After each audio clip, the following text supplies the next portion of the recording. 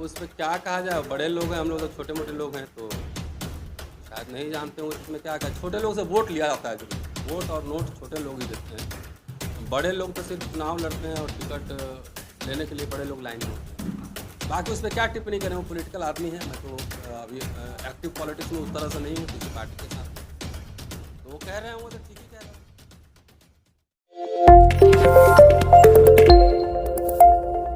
साहब आकाश आनंद ये कह रहे हैं कि कौन भीम आर्मी, कौन चंद्रशेखर, हम छोटे लोगों को नहीं जानते। अब उस पर क्या कहा जाए, बड़े लोग हैं, हम लोग तो छोटे मोटे लोग हैं, तो शायद नहीं जानते हो तो उसमें क्या कहा। छोटे लोग से वोट लिया जाता है जरूर, वोट और नोट छोटे लोग ही देते हैं। बड़े लोग तो सिर्फ चुनाव लड़ते हैं और टिकट लेने के लिए बड़े लोग लाइन में होते हैं। बाकी उस पर क्या टिप्पणी करें, वो पॉलिटिकल आदमी है। मैं तो अभी एक्टिव पॉलिटिक्स में उस तरह से नहीं हूँ किसी पार्टी के साथ नहीं, तो वो कह रहे हैं वो तो ठीक ही कह रहा हूँ। तो ये सिर्फ चंद्रशेखर और भीम आर्मी या चंद्रशेखर और भीम आर्मी जैसे जो सैकड़ों लोग समाज में काम कर रहे हैं, उनको भी कहीं ना कहीं अपमानित करने की कोशिश की गई है। अब पता नहीं बड़े आदमी का उस पर क्या टिप्पणी किया जाए।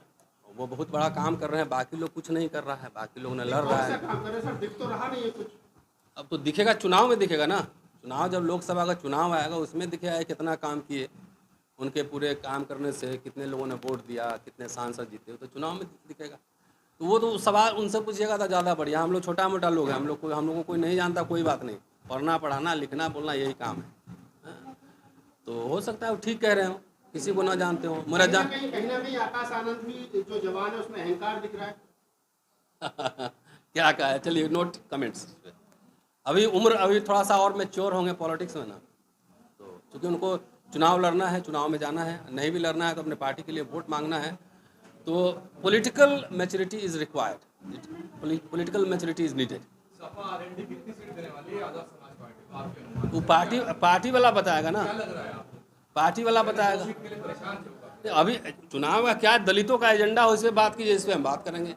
अब चंद्रशेखर कितना सीट उसको मिल रहा है, कितना जयंत को मिल रहा है, ये तो पार्टी हमसे अगर मीटिंग में बैठाते तो मैं आपको इशारा कर देता। तो हमको मीटिंग में बुला, मैं तो छोटा मोटा आदमी हूँ, वो तो बहुत छोटा आदमी, हमको काहे के लिए पूछेगा।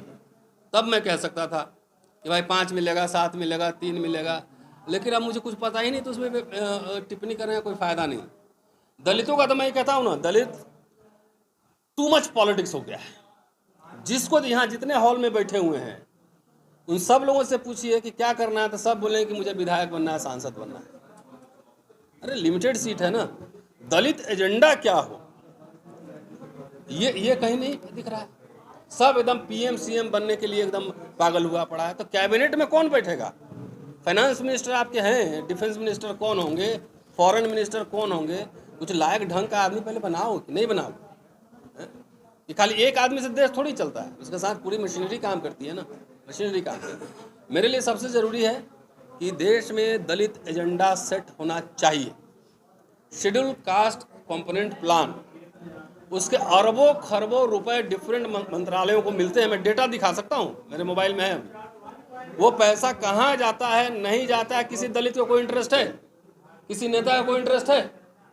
फ्रीशिप खत्म हो गया, स्कॉलरशिप खत्म हो गया, नौकरियां खत्म हो गई है, सारे सरकारी संस्थाएं ध्वस्त हो गई हैं। किसी दलित एक्टिविस्ट जो जितना सीएम पीएम और एमएलए एमपी बनने के लिए घूम रहा है पागल होके, किसी को कोई आइडिया है? मैं दिखा सकता हूँ ना कितने अरब खरब रुपए 1977-78 में शेड्यूल ट्राइब इंदिरा गांधी ने शुरू किया था। तो दलितों को सिर्फ सबको गाली देने के अलावा चिंतन मनन करना, डायलॉग करना, मेमोरेंडम लिखना, मिलना जुलना, ये कोई काम नहीं। खाली जब तुम संसद पे कब्जा कर लो उसी दिन सब समस्या का समाधान हो जाएगा। कि ये प्रोसेस में आपका मिडिल क्लास श्रिंकेज हो रहा है, सिकुड़ रहा है मिडिल क्लास। 10 साल 15 साल बाद जो है सरकारी नौकरियां खत्म हो जाएंगी ना, तो जितने पार्टी संगठन वाले घूम रहे हैं उनको चंदा भी ना मिलेंगे, और लड़कियों की शादी नहीं होगी, सरकारी नौकरी नहीं रहेंगे।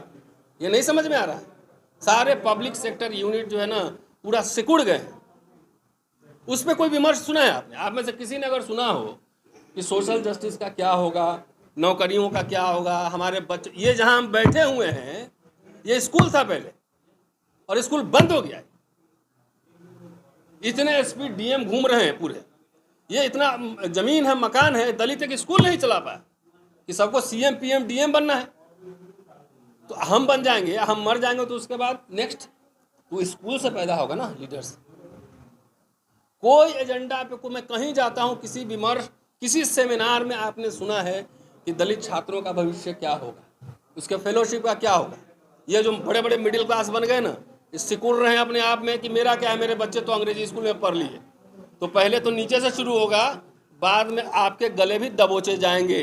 कोई यहाँ पे IAS अफसर सीनियर है, जाकर पूछोगे सम्मान के साथ नौकरी कर पा रहा है क्या? कर रहा है कोई? सम्मान से जो नौकरी कर रहा है उसको कीमत चुकानी पड़ रही है, पड़ रही है नहीं पड़ रही? तो आपके जॉब एजेंडा में आर्थिक भागीदारी क्या हो इस देश में, इस पे कोई है विमर्श कहीं? एजुकेशन क्या हो, हेल्थ क्या हो, विदेश जाने का स्कॉलरशिप है? कितना यूपी में बैठा हूँ और यहाँ 2 लाख से ज़्यादा जिसके पारिवारिक इनकम है उसके बच्चों को स्कॉलरशिप नहीं मिल रहा है। लोग बता देंगे नहीं मिल रहा है। 2 लाख रुपए का मतलब क्या हुआ? 16,000 रुपये पर मंथ जो कमा रहा है उसके बच्चों को स्कॉलरशिप नहीं मिल रहा है। हम लोग बचपन में पढ़ते थे तो 30 रुपया 40 रुपया स्कूल में आता था बटने ब्लॉक से, ठीक है जी। और यहाँ पे 16,000 महीना कमा उसके बच्चों को कोई एजेंडा में है? अगर प्राइवेट मेडिकल कॉलेज में इनके बेटा का एडमिशन है, बेटी का एडमिशन हो जाए, ये पढ़ा पाएंगे 1.5 करोड़ रुपया देके? कोई पढ़ा पाएगा यहाँ 1.5 करोड़ देके? ये दलित मिडिल क्लास, ये दलित पॉलिटिकल क्लास के एजेंडा में क्यों नहीं? तो सर आप इन सारी बातों के लिए किसको जिम्मेदार मानते हो? राजनीति? समाज भी जिम्मेदार है ना। समाज को भी कह रहा हूँ ना कि ये अब जब नेता आता है, मुझे गाली दोगे, मुझसे तो बहस कर लोगे, और नेता के पास जाकर सरेंडर कर लोगे, जी माता, जी बहन, जी पापा जी, मेरे ठेका दिला दो, मेरा ट्रांसफर पोस्टिंग करा दो, ये करोगे ना। तो सवाल पूछे वो नेता से कि ये स्कूल चलवाओ इंग्लिश मीडियम का। व्यक्तिगत काम के लिए नेता के पास जाते हो, सामूहिक काम के लिए नहीं जाते हो। इसलिए बाबा साहब ने अकेले लड़के जितना दिया था समाज को, वो धीरे धीरे ये समाज गवा चुका है। गवा रहा है नहीं, गवा चुका है। कोई मैनिफेस्टो नहीं है, कोई एजेंडा नहीं, कोई विमर्श नहीं, कोई बहस नहीं, सिर्फ राजनीति राजनीति। तो इतने तो जाके 131 MP है, जाके बात कर लो ना। यूपी में इतने, यहाँ पे कितने होंगे? करीब 100 होंगे। दलित 80 हैं, तो जाके पूछ लो ना। हमसे जो सवाल पूछ रहे हो, 80 MLA बैठा, उससे पूछो कि हाउस में कितना दिन बजट पे बहस किए, कितना दिन प्रस्ताव रखे, कितना दिन सवाल पूछे, कितना दिन सड़क पे लोगों को मोबिलाइज किए, पूछो उनसे। बोलना नहीं आता है तो ऐसे लोगों को टिकट क्यों देते हो? आप ही लोगों ने वोट देते हो जाके। फिर एजेंडा सेट उनके लीडर्स आते हैं पढ़े लिखे, ऑक्सफोर्ड कैम्ब्रिज में, वहाँ एजेंडा सेट होता है। और हमारा जो है ना, सब समझता है कि ये प्रोफेसर लोग क्या जानता है, हम ही लोग सब कुछ जानते हैं। तो फिर पढ़ाई लिखाई की जरूरत क्या है? बाबा साहब 15,000 पेज क्यों लिखे?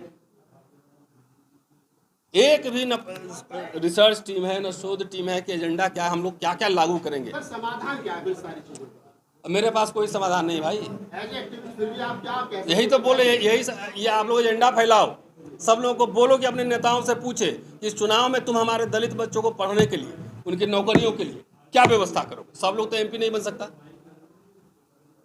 सब लोग MLA नहीं बन सकता। 80 ही बनेगा ना, 131 ही बनेगा ना, तो बाकी लोग नौकरी करेगा, कुछ व्यवसाय करेगा। बोलो कि जो सरकारी निजीकरण हो रहा है, सरकारी ठेका में हिस्सेदारी दो, हमारे लोगों को भी 5-5, 10-10 करोड़, 50 करोड़ का बिजनेस दो। ये नहीं पूछोगे हैं भाई? सब कुछ बिक रहा है तो उसमें निजीकरण में हिस्सेदारी मांगो कि नहीं मांगोगे? बिजनेस में हिस्सेदारी मांगो कि नहीं मांगोगे? डाइवर्सिटी मांगोगे कि नहीं मांगोगे? कि खाली बस राजनीति राजनीति क्यों, फॉर व्हाट? ये सवाल है।